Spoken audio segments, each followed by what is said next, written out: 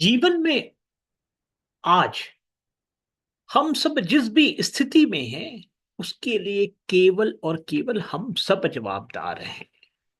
मैं अपने जीवन के लिए जवाबदार, आप अपने जीवन के लिए जवाबदार, क्योंकि हम वो हैं जो हमने चाहा है। जी हाँ, जीवन में चाहना बहुत बड़ी इंपॉर्टेंट चीज होती है। जैसे आप चाहते हो ना, जैसे आप सोचते हो वैसे बनते जाते हो। संसार बहुत क्लियर है, बहुत स्पष्ट रूप में बनाया है मेरे कृष्ण मेरे गोविंद ने। जरा भी कोई चूक नहीं है इस बनाने में। बड़ा सिंपल सा फॉर्मूला है, सूत्र है। जैसा सोचोगे वैसा जीवन की दिनचर्या होती चली जाएगी। जीवन में हमेशा कहा गया है पॉजिटिव सोचना चाहिए। जितनी सकारात्मक आपकी सोच होगी वैसे जीवन में दिनचर्या अच्छी होती जाएगी। कहते हैं ना, सुबह सुबह यदि आप किसी से झगड़ा कर लो तो दिन भर झगड़ा में गुजरते जाता है। जीवन का अभिप्राय है भैया, जीवन का कटु सत्य है। इसलिए कहते हैं जीवन की जो शुरुआत होती है, सुबह शुरुआत होती है, वो ब्रह्म मुहूर्त में करना चाहिए। सुबह 4 से 5 बजे 6 बजे कम से कम उठा करो। जैसे जैसे नियमावली जीवन में आती जाएंगी वैसे वैसे जीवन का अध्याय शुरू होता जाएगा। जीवन में वो सब आने लगेगा जो जीवन में रुका पड़ा हुआ है, और इसे रोकने वाले और कोई नहीं, केवल आप ही लोग हैं। फिर हम कहते चले जाएं हमारे किस्मत में नहीं है, हमें ऐसे ही बनाया है। ना ना ना, ये सब केवल बकवास की बातें हैं। ये कल कायरों की बातें होती है। जो जीवन में कुछ नहीं करना चाहते वो किस्मत पे डाल देते हैं, राशि फल देखते बैठे हुए रहते हैं, शनि राहु केतु के चक्कर में पड़े रहते हैं। और कुछ लोग तो ऐसे हैं कि दिन भर उपवास करते रहते हैं, उल्टे पुल्टे काम करते रहते हैं। ये सब जितनी क्रियाएं हैं उनका अलग महत्व है, लेकिन जीवन में आज जो हो आप उसके लिए खुद जवाबदार हो। क्योंकि ये जीवन जो है आपने जैसा सोचा वैसा जीवन बनता चला जा रहा है। और सोचने की शुरुआत होती ही सुबह से है। यदि आप जीवन में अपना लो कि मुझे 5 बजे उठना है, व्यायाम करना है, एक्सरसाइज करना है, कुछ भजन सुनना है, और जीवन में आगे क्या करना है उसकी रूपरेखा तैयार करनी है, पूरे दिन भर की रूपरेखा तैयार करनी है, तो आप देखते जाओगे जीवन आपका सुख शांति समृद्धि वाला बीतता चला जाएगा। जीवन में जो भी अड़चने आएंगी सब दूर होती चली जाएंगी। क्योंकि हर दिन से जीवन बनता है, हर दिन का महत्व है। आप कहोगे ऐसे कैसे? अरे भैया, एक एक रुपए इकट्ठा करके तो लाख रुपए इकट्ठा करते हो ना आप। एक एक रुपए इकट्ठा करते हैं लोग, उससे ही तो लाख करोड़पति बनते हैं। हर एक रुपए का मूल्य है, हर एक सांसों का मूल्य है। कहते हैं ना, एक एक सांस का मूल्य है भैया। एक सांस लेना बंद कर दोगे तो राम नाम सत्य हो जाता है। एक एक जो ब्लड है शरीर में उसका महत्व है, एक एक कण कण का महत्व है इस संसार में। मेरे कृष्ण मेरे गोविंद ने दुनिया की कोई भी चीज फालतू नहीं बनाई है। जितने पुष्प दिख रहे हैं सबका महत्व है। आप जान पाए ना जान पाए अलग बात है। आप केवल कमल गुलाब और दो चार फूल को जान पाए, बाकी फूलों का भगवान को भी नहीं चढ़ाते। क्यों? क्योंकि बोलते हैं भगवान को नहीं चढ़ता। अरे भैया, आपने चढ़ाया नहीं करके नहीं चढ़ता है भगवान को। फिर बोलोगे शास्त्र में ये लिखा। अरे शास्त्र में वो लिखा जितना उनको ज्ञान था, जितना उनको ज्ञान था उन्होंने लिखा। आप और ज्ञान ले आइए, आप लिख दीजिए शास्त्र। दुनिया बदलती रहेगी, हर पल चल दुनिया बदल रही है भैया। पहले ग्रह कितने थे, आप ग्रह बढ़ते चले जा रहे हैं क्योंकि साइंटिस्ट ढूंढ लिए, मतलब वो दुनिया में थी ना भैया। वो चीजें दुनिया में थी। हमारे बाप दादाओं के समय पनीर आइटम भी नहीं हुआ करता था। फिर जब पनीर आया, एक दो आइटम होते थे पनीर से, अब कितने आइटम बनने लग गए पनीर के। पनीर चिल्ली से लेकर पनीर ये पनीर वो, डोसा पनीर। सोच लीजिए, इससे पहले क्या वो नहीं था? तो भैया, जैसे जैसे तरक्की होती चली जाती है, जैसे जैसे लोगों के मन में जो सोच पे विचार आते जाता है, वैसी चीजें प्रकट होते जाती हैं। प्रकट हुए भैया, कहते हैं ना कृष्ण प्रकट हुए हैं। कृष्ण जो है प्रकट हुए हैं संसार में।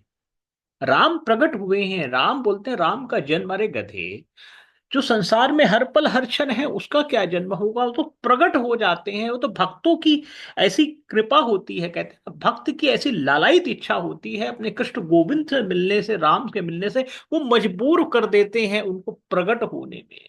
भक्त प्रहलाद याद है ना? भक्त प्रहलाद याद है, उनके पिता हिरण्यकश्यप है भैया। दुनिया के सबसे बड़े राक्षस कुल के राक्षस है वो। उनका बेटा है भक्त प्रहलाद। भक्त है, नाम ही उसका शुरू होता है भक्त प्रहलाद। किसी एक का नाम सुना है?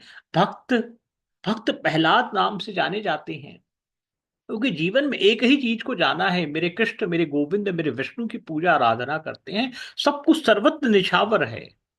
पिता कितना भी कष्ट देते हैं वो यही कहते हैं सब कुछ संसार ही उसका है, हर पल हर क्षण वही नजर आता है। हिरण्यकश्यप पूरी दुनिया पे राज करता है, लेकिन घबरा जाता है, इस लड़का कैसा बोलता है, क्या बच्चा है, हो सकता है पागल है, लेकिन वो कहता यही है, हर पल हर क्षण मुझे कृष्ण गोविंद मेरे विष्णु ही नजर आते हैं पापा। समझ लीजिए हर पल हर क्षण हर कण में विष्णु ही समाया हुआ है। और जब स्थिति इतनी खतरनाक हो जाती है तो हिरण्यकश्यप घबरा जाता है, बोलता है इतना तू भक्त है, क्या इस खंबे में भी तेरा विष्णु है? तो भक्त प्रहलाद कह देते हैं, हाँ पिताजी, इस खंबे में भी विष्णु है, आप में भी विष्णु है, मुझ में भी विष्णु है, सारे महल में विष्णु ही तो है।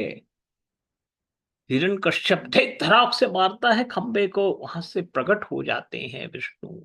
यही कृपा है भैया, यही कृपा है। कहते हैं ना संसार के हर पल हर क्षण हर कण में समाया हुआ है, लेकिन हम कहाँ अटक जा रहे हैं, हमारे भाग्य में ये है, हमें ये नहीं है, हम कमजोर हैं। जब तक अपने आप को कमजोर समझोगे खुद आपका कुछ नहीं हो सकता।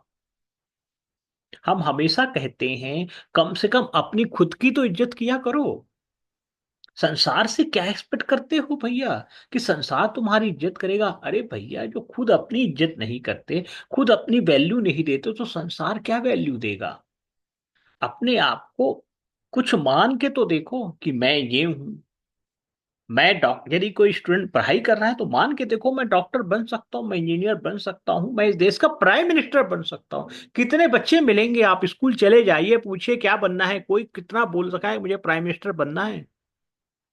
कोई एक बच्चा मिलके बताइए मुझे देश का प्राइम मिनिस्टर बनना है। हर कोई बोलेगा वकील बनना है, डॉक्टर बनना है, इंजीनियर बनना है, साइंटिस्ट बनना है, पायलट बनना है। वही बन रहे हो भैया, वही बन रहे हो, क्योंकि जो इच्छा है वही बन रहे हो। जीवन में इच्छाएं बढ़ाइए भैया, कम से कम अपने से तो वादा कीजिए। अपने प्रति सजग रहिए, अपने विचारों के प्रति सजग रहिए। आप क्या सोच रहे हैं, क्या देख रहे हैं, उसके प्रति सजग रहिए। बाहरी दुनिया तो आपको केवल गुमराह करेगी, हर पल हर क्षण गुमराह करेगी। अपने जीवन के आप जवाबदार हो भैया, सारी शक्तियां आपके अंदर दे रखी हैं। तो प्रण लीजिए इस मंथ में, 1 महीने में ऐसे जीवन जीऊंगा, सुबह उठूंगा कृष्ण गोविंद की आराधना करूंगा, राधा रानी की आराधना करूंगा, हर पल हर क्षण उसके साथ बिताऊंगा, बहुत कम बातें करूंगा, फालतू बातें करूंगा ही नहीं। क्योंकि अपना लक्ष्य अपने तरफ डालना है, जीवन का लक्ष्य खुद की तरक्की के लिए है, दूसरों के लिए नहीं है भैया। हाँ, आपकी तरक्की होगी, दूसरों को फायदा होगा तो बहुत अच्छी बात है, समाज की तरक्की कर रहे हो आप, लेकिन उससे पहले आप खुद की तरक्की करनी होगी। कहते हैं ना, यदि आपने फ्लाइट की यात्रा की है, दूसरों की सुरक्षा करने से पहले अपनी सीट की पट्टी बांध लेना चाहिए, यही कहा गया है। क्योंकि आप यदि सुरक्षित नहीं हो तो दूसरों की सुरक्षा कैसे कर सकते हैं? इम्यून सिस्टम भी यही कहता है, डॉक्टर जब तक खुद स्ट्रांग नहीं है तो दूसरे की क्या मदद कर सकता है, वकील स्ट्रांग नहीं तो क्या मदद कर सकता है, अरे देश की आर्मी स्ट्रांग नहीं तो देश की सुरक्षा क्या कर सकती है? इसीलिए कहा गया खुद को शक्तिशाली बनाइए, खुद के थॉट प्रोसेस को अच्छा बनाइए, अच्छा सोचना शुरू कीजिए। जैसे जैसे अच्छा सोचोगे, जीवन में सारे काम अच्छे होते चले जाएंगे, ईश्वरी कृपा हर पल हर क्षण आएगी, ईश्वरी चमक आनी शुरू हो जाएगी, वो चमक कभी जाएगी नहीं भैया। क्योंकि कृष्ण गोविंद हर पल हर क्षण हर कण में है, हर पल हर क्षण हर कण में है। उसे कोई मंदिर में ढूंढते रहोगे तो मंदिर में ही मिलेंगे आपको, आपके घर में नहीं मिलेंगे। अभी लोग महाकुंभ में जा रहे हैं, वहीं मिलेंगे, उसके बाद तो घर आना ही होगा ना। महाकुंभ में बैठे रहोगे क्या आप? ये बताइए, महाकुंभ के क्या क्या गड्डी डाल के बैठे रहोगे? गाड़ी लेके गए वहीं डेरा डाल के बैठ जाओगे, वहीं तंबू गाड़ के बैठोगे? अरे संत भी भाग गए वहां से, क्योंकि काम हो गया भैया। क्योंकि अब जो विष्णु है, कृष्ण है, मेरे गोविंद है, मेरे भोले शिव शंकर है, उसे तो अपने हृदय में लेके चले गए हैं लोग। कहते हैं ना, पूजा पाठ जो चीजें हैं, अपने कृष्ण गोविंद को हृदय में जगाया करो भैया, वही बैठा हुआ है। क्योंकि मंदिर में कितने दिन बैठोगे? हम तो हमेशा कहते हैं यदि हॉस्पिटल में भर्ती होगे तो मंदिर फिर याद आएगा, अरे भगवान रक्षा करते, अरे भगवान कहते हैं गधे, मैं यही हूं। द्रौपदी तो याद है ना, कहती है जब संकट में आती है, मेरे कृष्ण मेरे गोविंद को याद करती है। द्वारिका नाथ कहती तो द्वारिका से चले आते हैं। वो कहते हैं कृष्ण, अरे बहना, द्वारिका से क्यों बुलाई, यही बुलाती तो मैं यहीं आ जाता, मैं तो यही था, मैं तो यही था, मैं तो कहीं गया ही नहीं। इसीलिए अर्जुन के सारथी बनते हैं कृष्ण गोविंद, क्योंकि अर्जुन हर पल हर क्षण कृष्ण को अपने साथ बांधते हैं।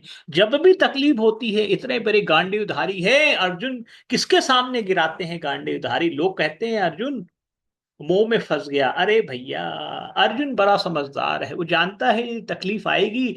यदि किसी के आगे सरेंडर होना है तो कृष्ण गोविंद के आगे ही सरेंडर होना है। उसे मालूम है सब माया है, भाई बंधु सारे हैं, ऋषि मुनि सारे हैं, युद्ध उन्हीं के खिलाफ करनी है।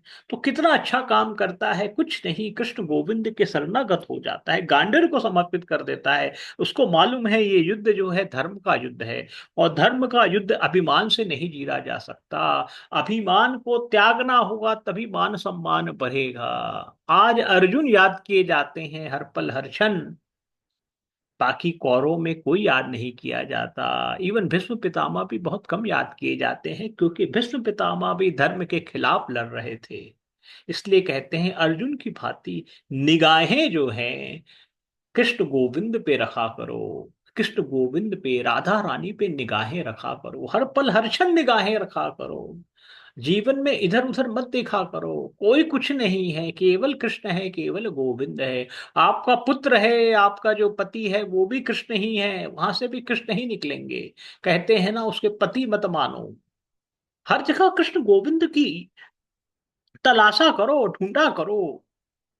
लेकिन क्या है, आप सब लोग जितना जीवन है वो अध्यात्म से कट के सामाजिक जीवन ज्यादा जीने लगे हो, एक्सटर्नल बातों पे ज्यादा मोहित हो चुके हो, सारे भेड़ चाल लगे रहते हो। भेड़ साल से जीवन जिया नहीं जा सकता भैया, भेड़ साल से तो कटा जाता है। भेड़ का क्या होता है सब मालूम है, घास पत्ती खिलाई जाती है, उसके बाद उसका बलिदान हो जाता है भैया। इसी तरीके से हम सबका जीवन हो रहा है। हम ले लग रहा है कुछ पैसे कमा रहे हैं, उससे कुछ नहीं होने वाला। जय जय श्री कृष्णा, जय जय श्री राधे, वृंदावन धाम की जय हो, राधा रानी की जय हो।